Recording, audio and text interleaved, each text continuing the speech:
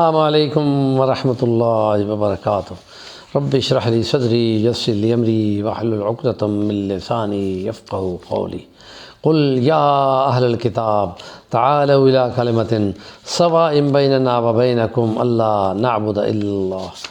قل یا ایھا الناس انی رسول اللہ الیکم جمیعا۔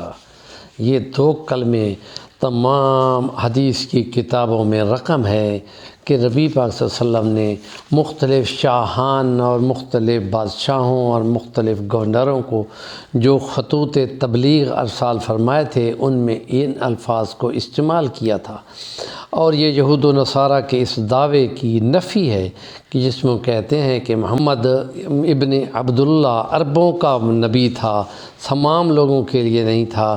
تو یہ جواب تاریخ میں لکھا ہوا ہے کہ یہ حضور نے یہ کلمے بولے تھے۔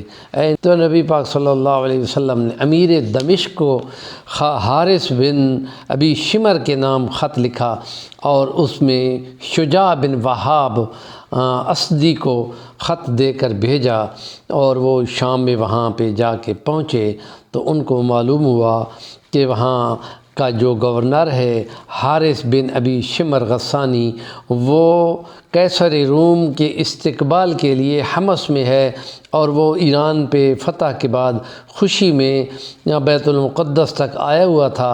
تو یہ گورنر تھا تو اس کے اعزاز کے لیے وہاں گیا ہوا تھا۔ تو یہ جو قاصد ہے اس کو کہا گیا کہ کچھ دن ابھی رکو، تو وہ وہاں پہ ہی رکے رہے۔ اس دوران میں جو ان کا دربان تھا، یعنی مری اس کا نام تھا، تو اس نے جب وہ سنا تو وہ معلومات لینے لگ گیا۔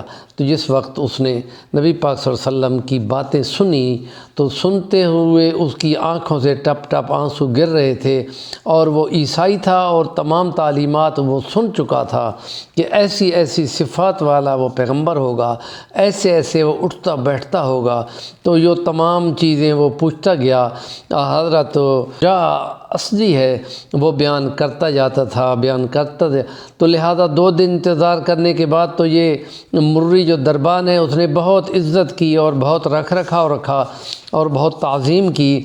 جب ان کو کہا گیا کہ ہاں جی اب ان کو ملو، تو پھر وہ جب حارث غسانی واپس آیا تو انہوں نے اس کو خط پیش کیا کہ میں رسول اللہ صلی اللہ علیہ وسلم کا قاصد ہوں، اور اس میں رسول اللہ صلی اللہ علیہ وسلم نے اس کو مخاطب کیا تھا، محمد ابن عبداللہ رسول اللہ صلی اللہ علیہ وسلم، اگر تم اسلام قبول کرو تو تم سلامت رہو گے اور تمہاری گورنری بھی سلامت رہے گی۔